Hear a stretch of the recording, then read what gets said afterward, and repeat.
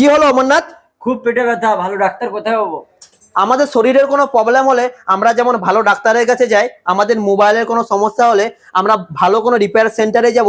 এটাই স্বাভাবিক, কারণ মোবাইলটা আমাদের অতি নিত্য প্রয়োজনীয় একটি সঙ্গী বলতে পারেন। এবার রিপেয়ারের ক্ষেত্রে ভালো আর খারাপের পার্থক্যটা কিভাবে বুঝবো?